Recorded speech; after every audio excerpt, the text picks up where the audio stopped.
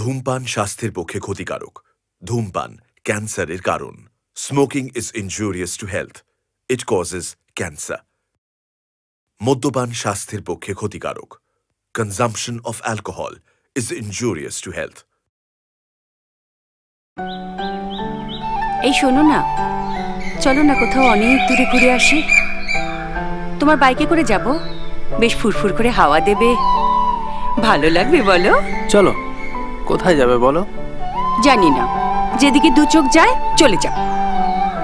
তোমার সত্যি ছেলে মানুষিটা না গেল না, কোনোদিন যাবেও না।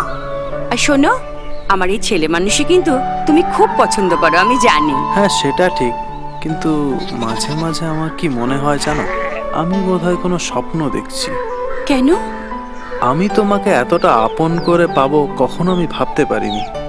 আমার কিন্তু 7 জন্মের বিশ্বাস তুমি আমারই থাকবে। উফ, চলো না, দেরি হয়ে যাচ্ছে। চলো চলো চলো চলো, তাড়াতাড়ি চলো।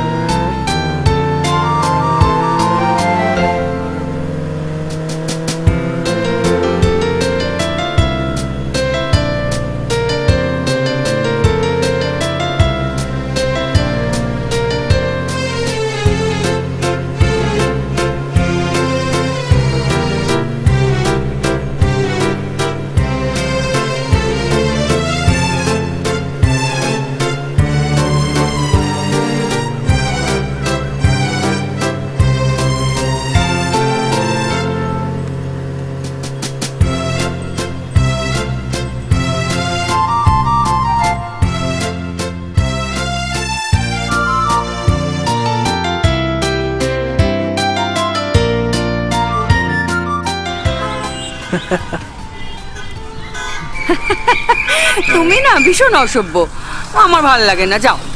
জানো, আমার ছেলেটা না ভীষণ ভালো, বটটার মতো খিচুটে না। ও কিন্তু ঠিক আমার মতো, জানো, ভীষণ ইমোশনাল। আমি তো সেটাই ভাবছি, তুমি এতদিনে এরকম একটা বরের সাথে থাকলে কিভাবে? কি করব বলো, প্রথম থেকেই একদমই অ্যাডজাস্ট হয়নি জানো, কিন্তু কোনো উপায় নেই। কি করব বলো, আস্তে আস্তে সবই অ্যাডজাস্ট হয়ে যায়। মুখ বুজে সহ্য করা ছাড়া আর আমার কোনো উপায় ছিল না গো। তোমার এখন আর কোনো কষ্ট নেই? অনিন্দ, আমার যে কি আনন্দ হচ্ছে আমি তোমাকে কি করে বলবো। আমার মনে হচ্ছে আমি যেন একটা পাখি হয়ে গেছি। আমার দুটো ডানা আছে, আমি যেখানে সেখানে উড়ে চলে যেতে পারি। ইস, যা মজা হচ্ছে না, কি বলবো তোমাকে। এখন তোমার আর কোনো ভয় নেই পল্লবী।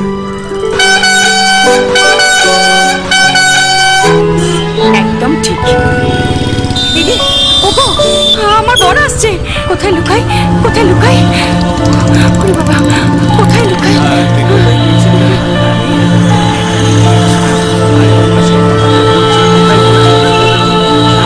আমি তো গিয়েছিলাম ওইখানে সেই ইয়েতে।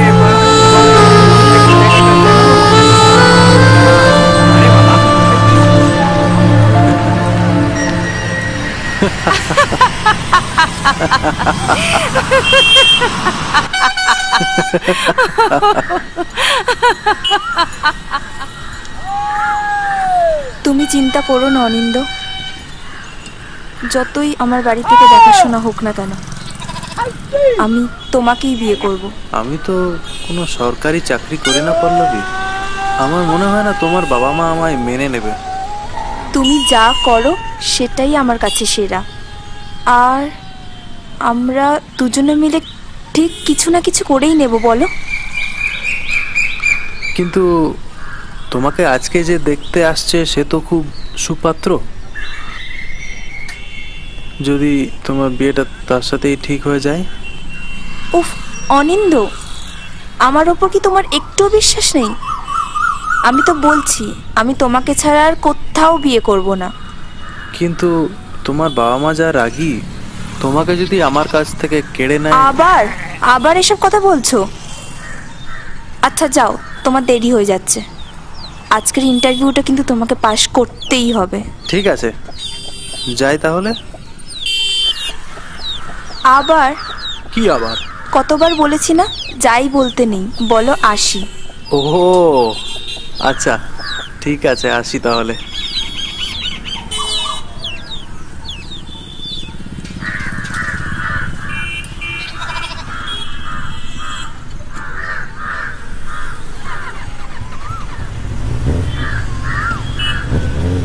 টাটা। ঠিক আছে, সাবধানে যেও। হ্যাঁ ঠিক আছে।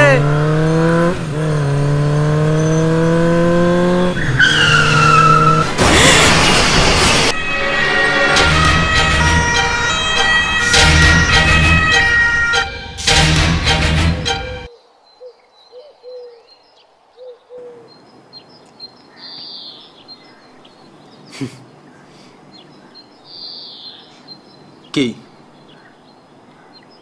পুরনো প্রেমিককে এখনো ভুলতে পেরেছো, নাকি এখনো সে মনের মধ্যেই গেড়ে বসে আছে?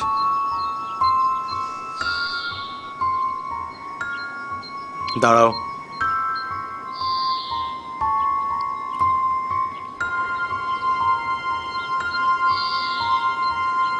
প্রশ্নের উত্তর যদি না পাই তাহলে ধরে নিতে হয় আমি যে কথাটা বলছি তার মানে সেটাই ঠিক। মানে এখনো তুমি তোমার পুরনো প্রেমিককে ভুলতে পারোনি। অবশ্য সেটাই স্বাভাবিক, সম্পর্কটা তো আর কম দূর গড়ায়নি। পাড়াতে একেবারে ছি পড়ে গেছিল, নেহাত আমি তোমাকে উদ্ধার করলাম তাই, না হলে এই জীবনে তোমার বিয়ে আর হতো না। আর আরও একটা কথা মাথায় রাখবে, আমি তোমাকে যে সেদিন উদ্ধার করেছিলাম নিজের সম্মান বাঁচিয়ে, নিজের সম্মানের তোয়াক্কা না করে তোমার সম্মান বাঁচিয়েছিলাম। তার জন্য মুখে মুখে কথা বলাটা তোমার যেমন শোভা পায় না, ঠিক তেমনই বোবার মতো এমন চুপচাপ দাঁড়িয়ে থেকে সেটা নিতান্তই অসহ্যকর। আর শোনো, এবার থেকে না এই ন্যাকামিগুলো থেকে আস্তে আস্তে বেরিয়ে এসো।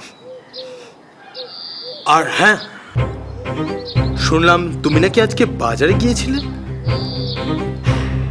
শোনো, তোমার বাড়িতে কি আছে না আছে তা আমি জানি না, তবে আমাদের বাড়িতে না একটা সম্মান আছে।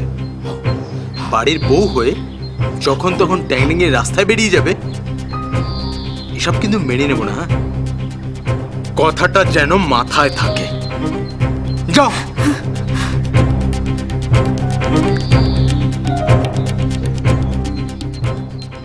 বউকে বেশি মাথায় তুলতে নেই, বুঝলি তো? তোদের বিয়ে তো 10 বছর হয়ে গেল, বাচ্চা কাচ্চা এখনো হলো না। এবার কিছু একটা ব্যবস্থা কর। ধুর, আমার বউয়ের সাথে আমার তেমন কোনো সম্পর্ক নেই, একটা ফালতু মেয়ে। কেন যে বিয়ে করতে গেছিলাম কে জানে। কেন ফালতু কেন? ওই বুদ্ধিমতী হলে যা হয় আর কি। আরে বলিস না, আমার মায়ের একটু বাজ বিচার, একটু মানিয়ে গুছিয়ে নিলেই হয়। তা না, আজকালকার মেয়ে তো ওসব মার নাতে গোছাতে হতে পারে না, বেশি বুদ্ধিমতী। ও কথা বললে চলবে না তো বাপু। আমার বউকে দেখ, একটা কথাও বলতে পারে না। পারে না মানে আমি বলতে দিই না। যা ডিসিশন নেওয়ার আমি নেব, যা বক্তব্য আমারই হবে। সে মেয়ে মানুষ, রান্না বান্না করবে, ঘরের কোণে পড়ে থাকবে, সে এত কথা বলতে যাবে কেন? এবার একটা ছেলে পুলে নে, বুঝলি? নাহলে তো সংসারটা আর সংসারই থাকবে না। ছেলে পুলের জন্য আমার ইচ্ছা ছিল না খুব একটা, আবার হলেও হয়। আমার খরচাপাতিরও তো একটা ব্যাপার আছে। তারপর আমার নিজের একার রোজগার, বুঝতেই তো পারছিস। আমারও তো একা রোজগার, সংসারে বাবা মা রয়েছে, ছেলে মেয়ে রয়েছে, মানুষ করতে পারছি না। হ্যাঁ, চাপ তো একটু হচ্ছেই। কিন্তু ওই আর কি। হ্যাঁ বুঝলাম, কিন্তু আমার বউ অবশ্য খুব চায় আমি। ইস, একটু বেশি বয়সে বাবা হলাম না রে। ও ঠিক আছে, দেখতে দেখতে বয়স পেরিয়ে গেছে, ভালোই হয়েছে। এতগুলো বছর তোর বউ ফ্রি কাটালো, এখন ছেলেটাকে মানুষ করে দেখাক। তোর বউ তো আবার দেখছি বুদ্ধিজীবী। বুদ্ধিমতী বউ আনতে গিয়ে তো হাড় মাস আমার জ্বলে গেছে, কোনোদিন বনিবনা হয়নি, বুঝলি তো। এখন শুধু চিন্তা, ছেলেটাকে মানুষ করতে হবে, খরচা আছে। শোন, তোর বউ তো আবার বুদ্ধিমতী, এটা চাই ওটা চাই, এসব কিছুকে একদম পাত্তা দিবি না। খেপেছিস? হ্যাঁ, আমার অত ক্ষমতা আছে যে লোক রাখবো, এটা সেটা চাইবে এনে দেবো। দেখলি মুখে ভাতটায় কিছু করতে পারলাম না, অবশ্য হেভি চটে গেছে। আমার বাপু অত খরচ করার ক্ষমতা নেই। বেশ করেছিস, টাকা পয়সা কত সস্তা নাকি? তা তো বটেই, রোজ দিন নিত্য অশান্তি লেগেই আছে। তা লাগুক, মনে হয় গলাটা টিপে একবারে শেষ করে দিই।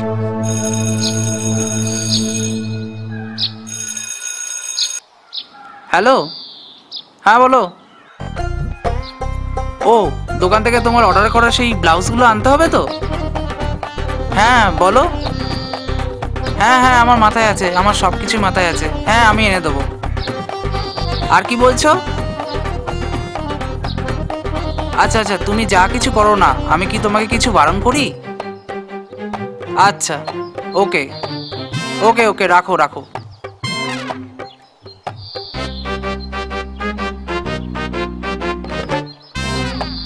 আমি চলি, বুঝলি তো, একটু কাজ আছে। এরকম মহিলার সাথে থাকাই যায় না।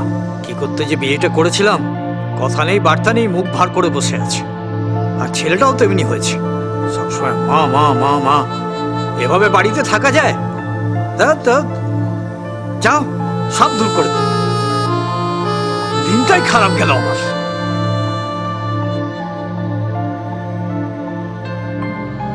মা, মন খারাপ করো না, তুমি তো জানোই বাবা সবসময় তোমাকে এরকম কষ্ট দেয়। আমি শুধু তোর জন্য বেঁচে আছি বিকু। তোর বাবার অত্যাচার আমি আর সহ্য করতে পারছি না বাবা। তুমি বাবাকে বিয়ে করেছিলে কেন, এরকম একটা বাজে লোককে? আমি কি বিয়ে করেছি রে? তোর দাদু দিদা জোর করে ওর সাথে আমার বিয়ে দিয়েছে। সরকারি চাকরি করেছে, প্রথম দিন থেকেই আমার সাথে অত্যাচার করত। দিনে দিনে অত্যাচার বাড়ছে, আমি আর পারছি না রে, আর পারছি না। ইস, তুমি যদি নিজে পছন্দ করে বিয়ে করতে তাহলে লোকটাকে বিয়ে করতে হতো না। আমি যদি নিজে পছন্দ করে বিয়ে করতাম তাহলে তোর জীবনটাও বদলে যেত রে। তোর কোনো অভাব মেটাতে পারিনি রে কোনোদিন। তোর কিপ্টে বাবা তোর মিনিমাম চাহিদাটুকু মেটাতে পারিনি কোনোদিন। তুমি কোথায় পালিয়ে যাও মা? তোর পাগল, কোথায় পালাবো বল? যাবো বা কোথায়? একটা লোক ছিল জানিস, যে আমায় আশ্রয় দিতে পারত, সে আর নেই রে। কে সে মা? সে কোথায় গেছে? সে অনেক দূরে চলে গেছে। বিকু, বিকু, আমার বুকের ভেতরটা কেমন করছে, একটু একটু জল এনে দিবি বিকু?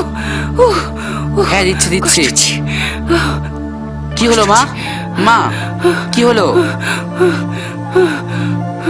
মা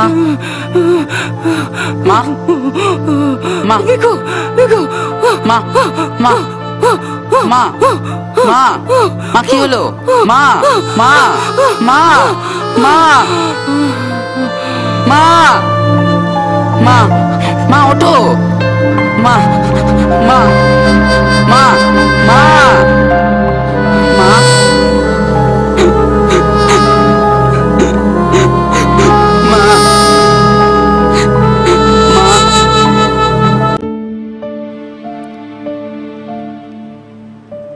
বাবা, আমরা কি আজকে সাউথ সিটি মলে যাচ্ছি?